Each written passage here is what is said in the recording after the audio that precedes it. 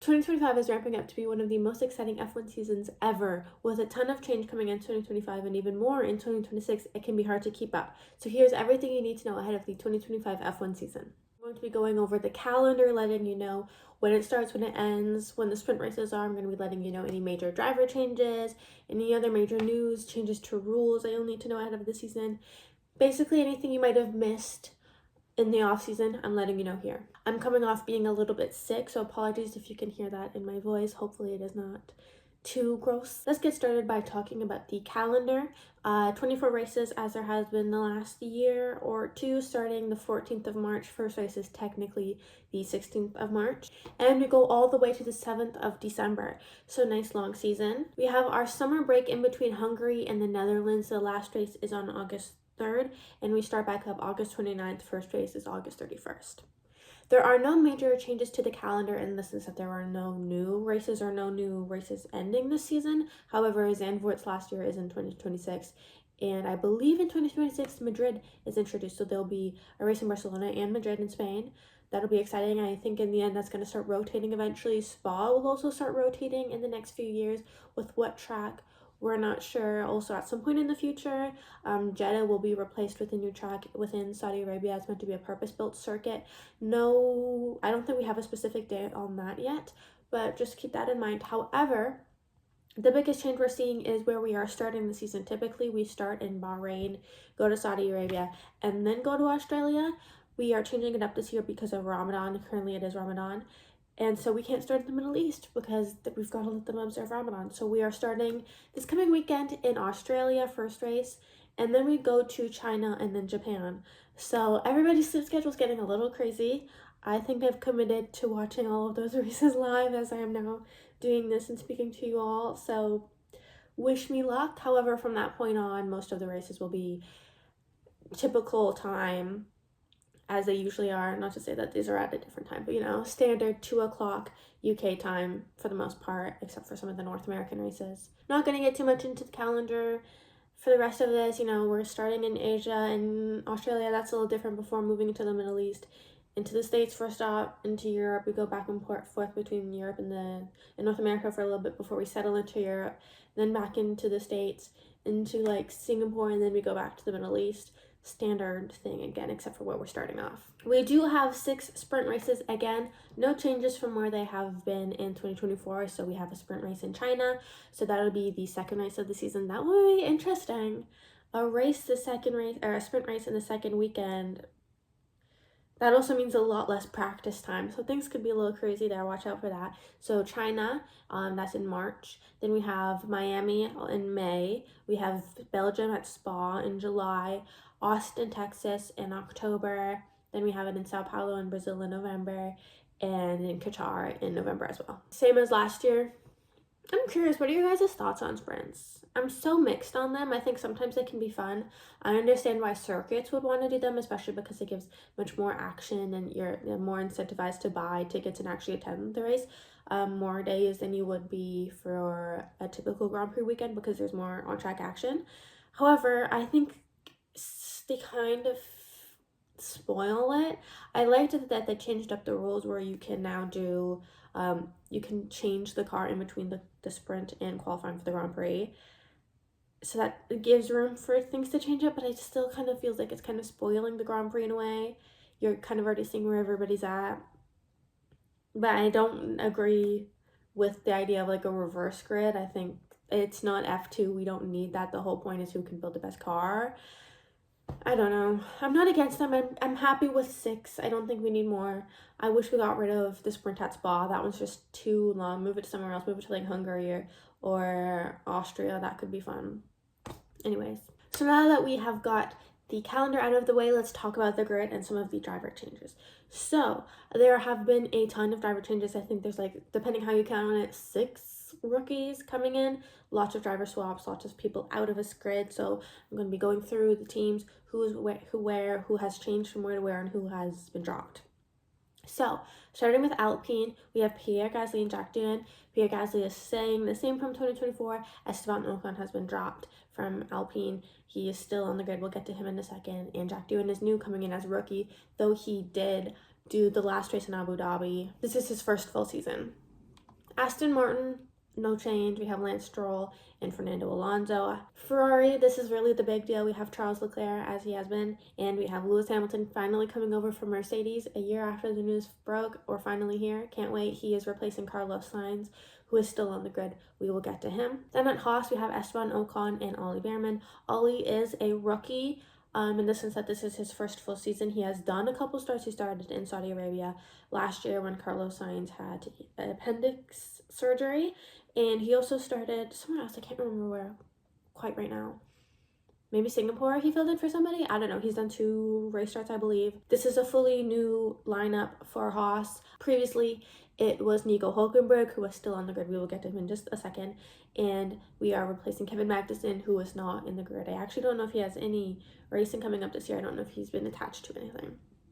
Then at Sauber, which is going to become Audi in 2026, so this will be the last year it is Sauber. We have Nico Hülkenberg, again moving from Haas, and we have Gabriel Bortoleto. He is a rookie who won F3 and F2 back-to-back, coming off fresh of his F2 championship. It'll be really exciting to see where he ends up. And we have no change with Oscar Piastri and Lando Norris staying the same. Again, at Mercedes, we have a big change. We have George Russell staying, and we have Kimi Antonelli, who is replacing Lewis Hamilton. Kimi is a rookie, a proper rookie, no F1 starts. He's done some testing and some practice sessions, but no starts. By the way, this is interesting. Neither of these drivers are contracted for 2026.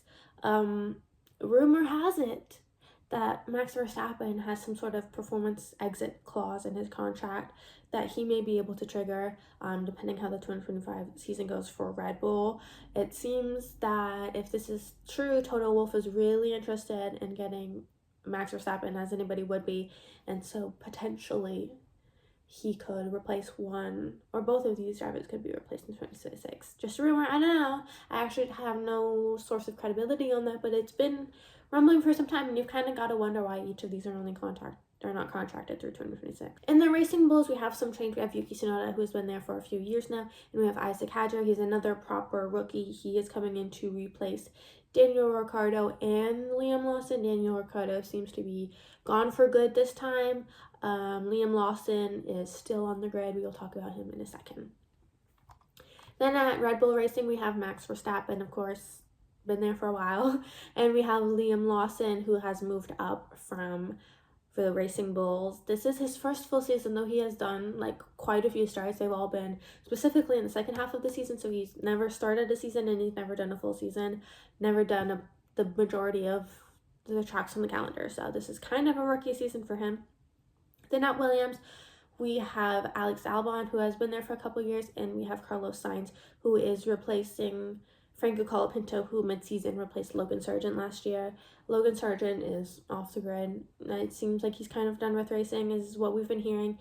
And Franco Colapinto is not currently on the grid, but he is a reserve driver for Alpine.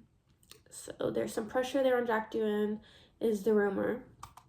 Also, I think I forgot to mention who left Sauber last year. So both of these are new drivers for Sauber. We had Valtteri Bottas, who is off the grid, but back as a reserve driver for Mercedes. And we have Zhou Guanyu, who is off the grid, but in as a reserve driver for Ferrari. Big news, this is the last season for the foreseeable future, that we only have 10 teams. It has been officially confirmed that in 2026, Cadillac will join as an 11th team. This has been now officially confirmed. I'm saying in air quotes if you're just listening to this, but it was confirmed previously. It was sort of dependent on Cadillac providing an engine by the end of the decade. So by 2030 they had to provide an engine. I believe it was 2030, and I've been hearing things that like maybe they were not really going to get in. So I don't know if this final confirmation is for real.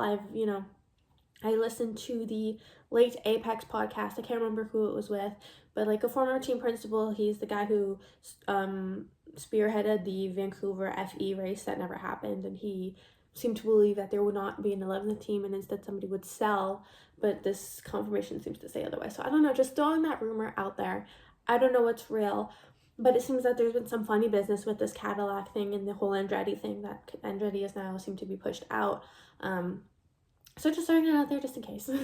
Another piece of random news that sort of pertains to the talent is that Will Buxton is leaving F1 TV. Also means he will be leaving Drive to Survive. So this new season of Drive to Survive that just came out will be Will Buxton's last. He has left and he is joining IndyCar. He is the lead commentator on IndyCar for Fox. They just had their first race last weekend and they have another race the weekend after Australia, so not this weekend coming up, but the weekend after.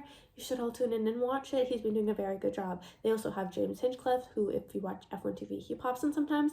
So there's some familiar faces and voices, and you should check out IndyCar, and I have other videos about IndyCar on this channel. I actually have a full beginner's guide to IndyCar.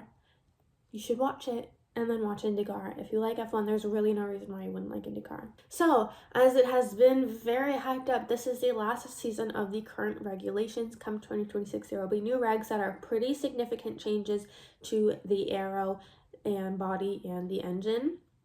So that leaves a lot of potential for things to be shaken up, and that also will make a big impact on how teams strategize their development. I think a lot of the teams in the bottom 5 will sort of see how the season goes and see if they start out well, may lead them to continue to upgrade to try to get up there and get more prize money in the Constructors' Championship.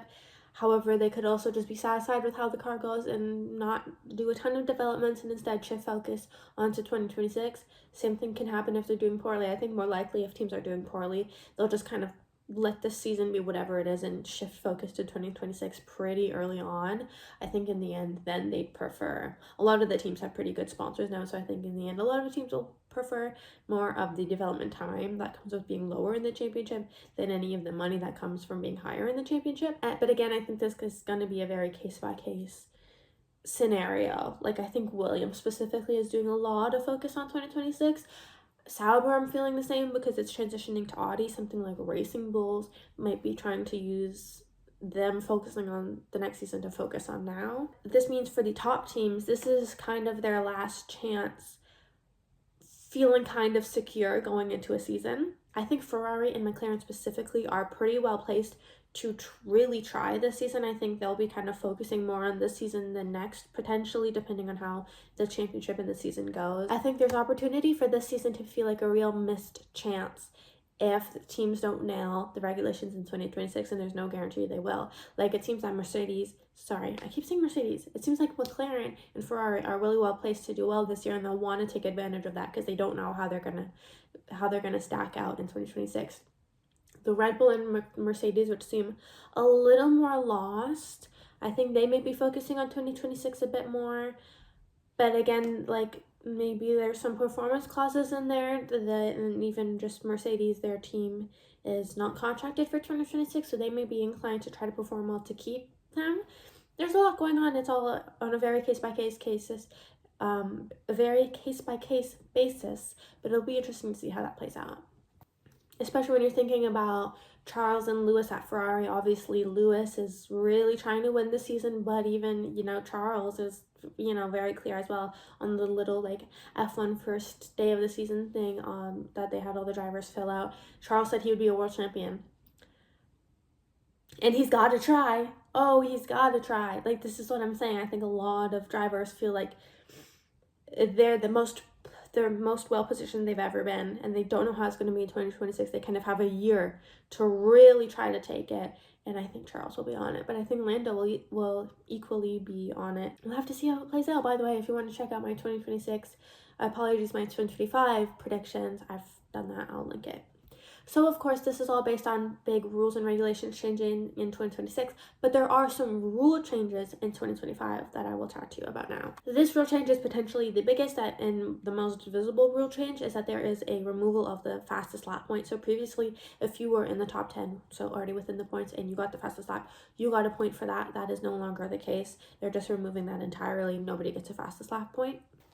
This has the potential to really change up some strategies because, maybe not change strategy per se. I think the fastest lap point is what changed strategy. Sometimes if a team wasn't doing so well or a driver wasn't doing so well, they just pit in the last few laps, put on some soft tires, accept whatever points they lost from dropping and just try to gain back the fastest lap point, or potentially take a point away from somebody else. So that won't be a thing anymore. There's no incentive to pit right at the end for softs. Pits will all be dependent on everything else. However, speaking of pits, new rule change in Monaco, which is not included on my list here, is now there is a mandated 2 stops in Monaco, and you must use all 3 tire compounds, assuming it's a dry race. This is meant to sort of break up the sort of parade that Monaco turns out to be, as we saw with the race this season, even though it was great because Charles won. It was boring as hell because there was basically no pit stops except right at the start, and everybody just went around for however many laps. This rule change is hoping to bring some more change in strategy into the Monaco race. Another more visible rule change is that how it had been is that teams had to have a rookie in their car twice, 1 in each car, for an FP1 session. Now that is up to 4.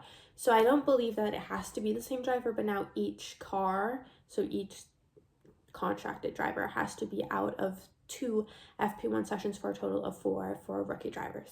Now into some of the less visible changes. There's been a rule change for cooling systems. If there is a prediction that temperatures could be above 31 degrees, to be at or above 31 degrees Celsius during a Sprinter Grand Prix, there has to be a cooling system added into the car that can add some weight and potentially slow some things down. I don't think this will be too noticeable to the average viewer. There is a change to DRS, or really a tightening of restrictions on DRS and wings. Previously, teams had been able to sort of manipulate things to open mini, I'm putting in air quotes, DRSs.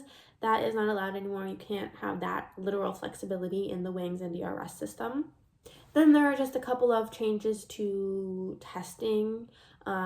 There's a restriction on how much you can test the cars, and then also at the end of season testing, they have to do something specific for tire testing, but that doesn't really impact anyone or any race fans watching, so I'm not going to get into that too much. If you're interested, F1 has released a whole article about all of the rule changes that will be coming in 2025. So that is all the changes coming to F1 in 2025. I hope this video was informative and I caught you up on any information you might have missed in the off season. Again, some pretty significant changes, especially when it comes to who is driving where, and it's going to be pretty fierce competition given everybody has sort of caught up in these regs and is trying to capitalize on it while they can before the regs change in 2026. I'm really looking forward to the season. If you are as well, subscribe to my channel, follow my podcast wherever you're listening to this. I'm going to be doing race reviews for every single race this season. I'm also hoping to ramp that up somewhere in the middle of the season to also be doing race previews, so subscribe here if you are watching on YouTube, or follow if you're watching this or listening to this, as a podcast. I do both. All of the content will be on both. You can watch me also on Spotify or listen to me anywhere you can get your podcasts, or here on YouTube. So thank you so much for hanging out with me today. I hope you continue to hang out with me throughout the season. I'm going to be doing a lot of videos, so again, follow if you'd like to, and I will see you all next week for my Australia race review.